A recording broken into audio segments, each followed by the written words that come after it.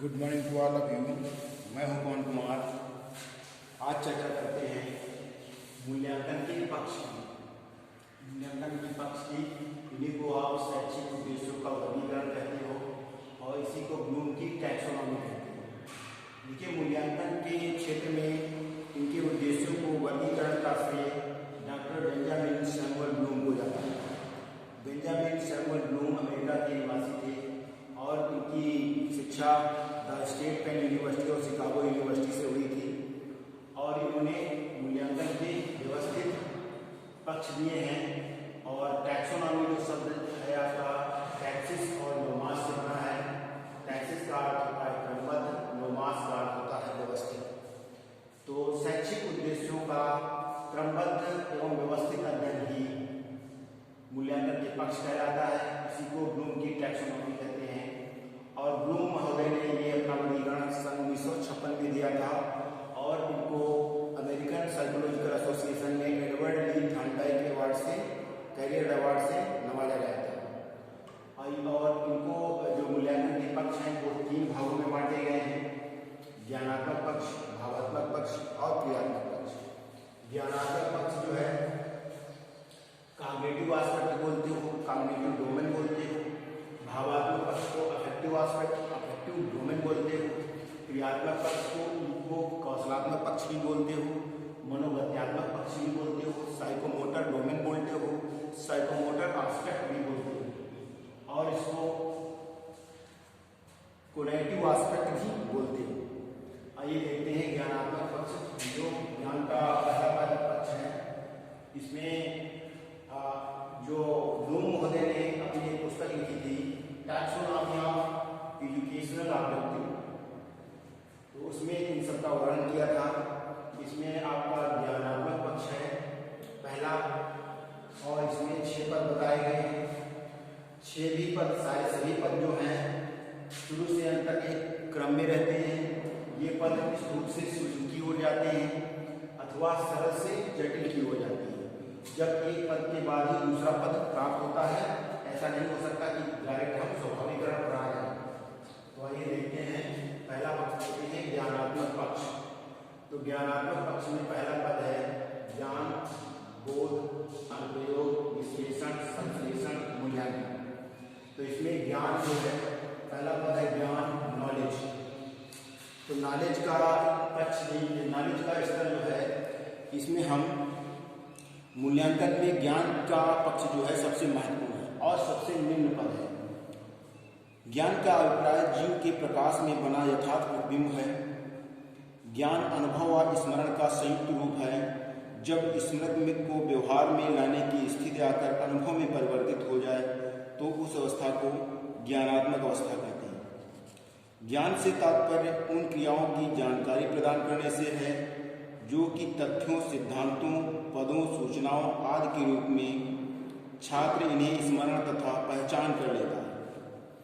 ज्ञानात्मक पक्ष जो है इस ज्ञानात्मक पक्ष की ज्ञान जो है प्रथम श्रेणी है और ज्ञान के 12 तत्व होते हैं: विशिष्ट ज्ञान, शब्दावली का ज्ञान, विशिष्ट तत्वों का ज्ञान, विशिष्ट तत्वों को व्यक्त करने का तरीका, परंपराओं का ज्ञान, स्थिति और क्रम का ज्ञान, वर्गीकरण का ज्ञान, पद्धति का ज्ञान, सार्वभौमिकता और अमूर्तता का ज्ञान, नियमों तथा सामान्यीकरण का ज्ञान, सिद्धांतों तथा संरचनाओं का ज्ञान और कसौटी का ज्ञान।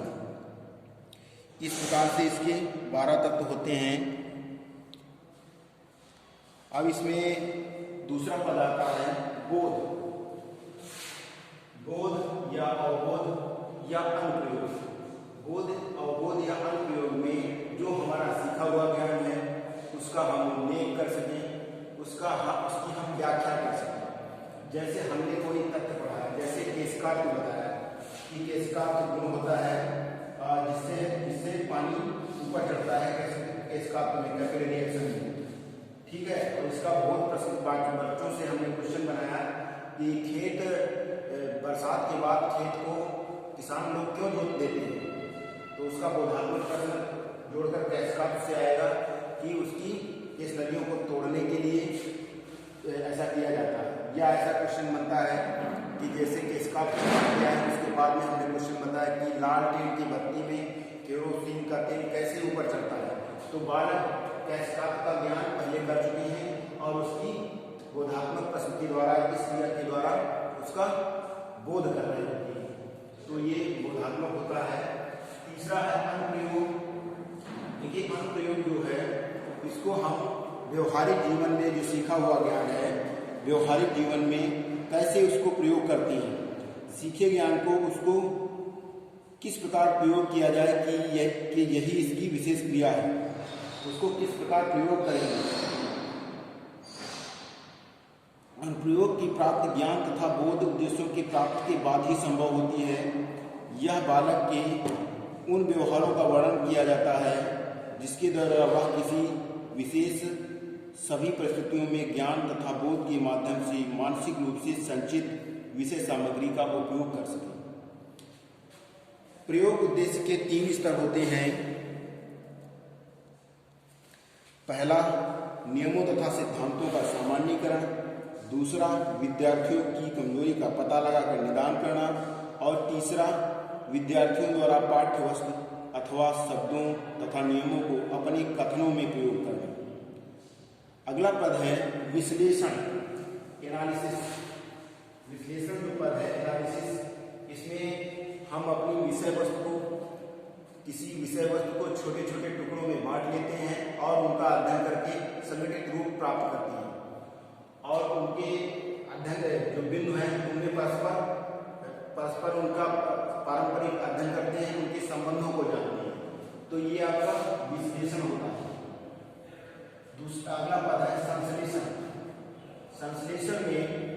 संश्लेषण में हम छोटी छोटी प्राप्त की गई सामग्री को उसको जोड़कर पुराने जैसा रूप या उसके प्रायिकता में नया रूप देते हैं और उसका संगठनात्मक अध्ययन करते हैं। तो संश्लेषण कहलाएगा। फिर नेक्स्ट में है मूल्यांकन, इवैल्यूएशन। इसमें हम ज्ञानात्मक उद्देश्य का अंतिम उच्चतम स्तर है। यह विषय वस्तु के मूल्यांकन का आकलन करने की योग्यता है। इसकी प्राप्ति उपरोक्त 5 उद्देश्यों की प्राप्ति के बाद ही संभव है। मूल्यांकन ज्ञानात्मक पक्ष का सर्वोच्च स्तर है। यह निरंतर चलने वाली प्रक्रिया है। इसके अंतर्गत पाठ्यवस्तु के नियमों, सिद्धांतों तथा तथ्यों के संबंध में आलोचनात्मक निर्णय लेकर परीक्षा अथवा अन्य प्रकार के मानदंडों द्वारा मालूम किया जाता है। विद्यार्थी को कक्षा में कितना पढ़ाया गया, उस पर कितना प्रभाव रहा, कितना नहीं रहा, इन सब बातों का मूल्यांकन करेंगे। अधिकांश मूल्यांकन आत्म केंद्रित होता है। अतः जो विचार, निर्णय या वस्तु व्यक्ति को लाभकारी होती है उन्हें वह उच्च स्तर पर मूल्यांकित करता है और जो वस्तु उसके लिए लाभकारी नहीं है, किसी दूसरे के लिए लाभकारी है, तो वो उनका मूल्यांकन निम्न स्तर पर करेगा। इस प्रकार से उन्हें निम्न स्तर तक निर्णय लेते समय बाह्य और आंतरिक दोनों मूल्यांकनों का सहयोग लिया जाएगा। अगला पक्ष लेते हैं भावात्मक पक्ष, अफेक्टिव एस्पेक्ट, अफेक्टिव डोमेन। तो इसमें पहला पद आता है आग्रहण। आग्रहण या ग्रहण करना। देखिए ये भावात्मक पक्ष है। इसमें फीलिंग्स पर आधारित होता है, भावनाओं पर आधारित होता है। पाठ्यवस्तु के संबंध में छात्रों की रुचि, संवेग तथा मूल्यों में भाव जुड़े होते हैं। इसी से संबंधित ये भावात्मक पक्ष बताता है। इसमें पहला पद है आग्रहण। विद्यार्थियों द्वारा ग्रहण करने की इच्छा, ग्रहण का सीधा संबंध विद्यार्थियों की संवेदनशीलता से होता है। छात्र को जो कुछ सिखाया जा रहा है उसके प्रति उसे बनाना ही आग्रहण है। अध्यापक किसी भी पाठ को पढ़ाने से पहले उससे संबंधित बातों के अनेक उदाहरण प्रस्तुत करता है। बालक के भावात्मक पक्ष में हम इस बात का आकलन करते हैं कि वह अभिभावक अध्यापक द्वारा बताई गई तथा दी गई शिक्षाओं, निर्देशों को किस स्तर तक ग्रहण कर रहा होता है और ग्रहण करने का इच्छुक है या नहीं। आग्रहण भावात्मक उद्देश्य का सबसे निम्न स्तर है, जहां बालक किसी भी तथ्य का उद्दीपक के प्रस्तुत होने पर संवेदनशील हो जाता है तथा उसे आग्रहण की प्रक्रिया के माध्यम से व्यक्त करता है।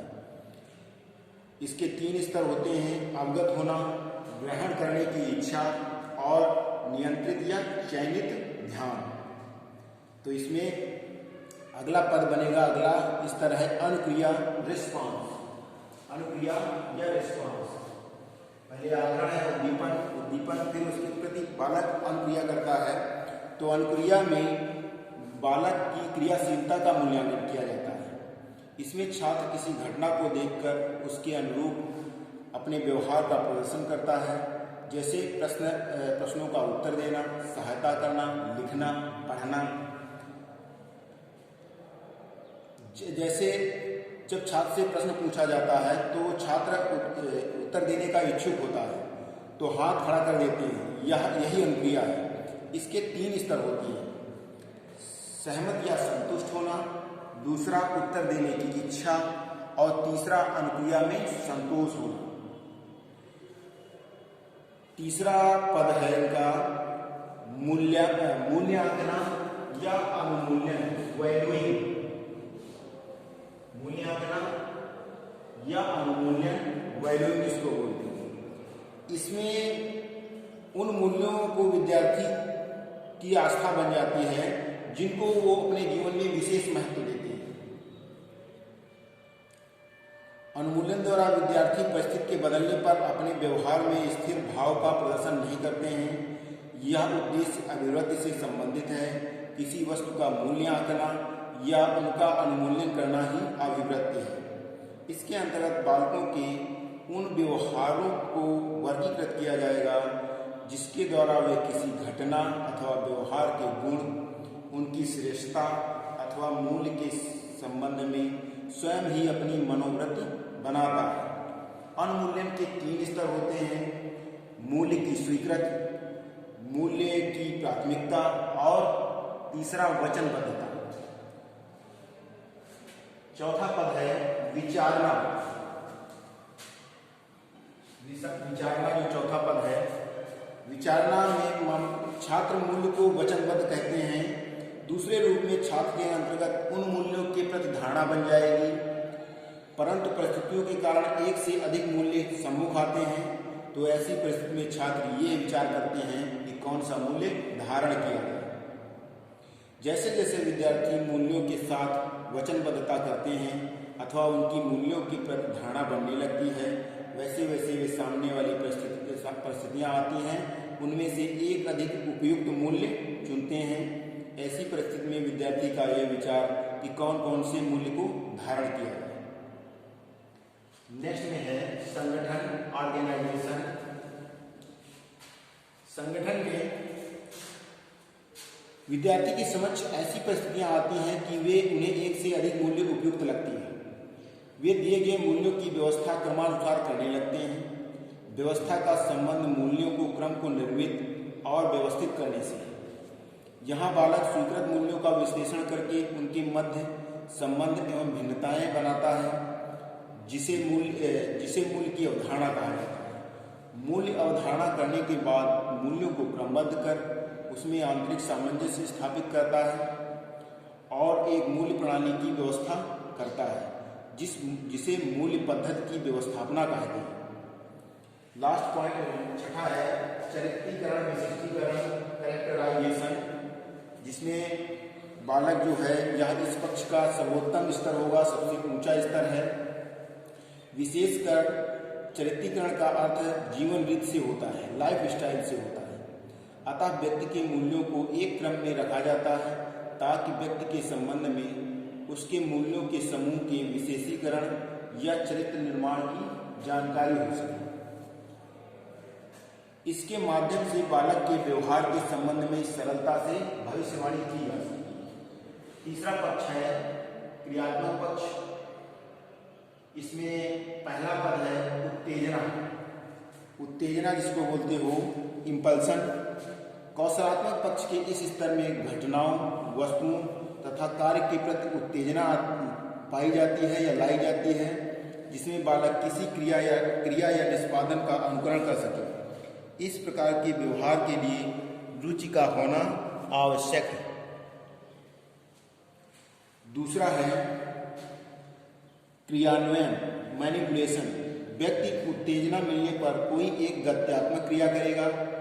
यहाँ वह विभिन्न मांसपेशियों गतियों में विभेदन करने के साथ साथ अपने लिए उपयुक्त क्रियाओं का चुनाव भी करता है। तीसरा है नियंत्रण या कंट्रोल। इस स्तर पर बालक अपने द्वारा की गई क्रियाओं को नियंत्रित करता है। व्यक्ति फिर से किए हुए कार्य को करने में उस कार्य की शुद्धता, अनुपात तथा सही होने का ध्यान रखता है। पांचवा है सामंजस्य या समायोजन। चौथा पद है सामंजस्य या समायोजन। अनेक क्रियाओं पर नियंत्रण के बाद विभिन्न गतिक क्रियाओं के मध्य सामंजस्य, क्रम तथा एकरूपता बनाई जाती है। अंतिम पद है, पांचवा पद है स्वाभाविकरण, नेचुरलाइजेशन। यह कार्य की शैली इतनी स्वचालित हो जाती है कि कार्य अचेतन रूप से भी एक विशेष गति तथा ढंग से संपादित होने लगता है। जब हम कोई कार्य करते करते ट्रेन हो जाते हैं तो यंत्रवत हमसे कार्य अनायास या जीवन शैली के रूप में परिवर्तित होकर होने लगता है। जैसे हम बाइक चलाते जा रहे हैं और सामने कुछ आ जाने पर, अवरोध आने पर, तो हम ब्रेक अपने आप पैर से लग जाते हैं।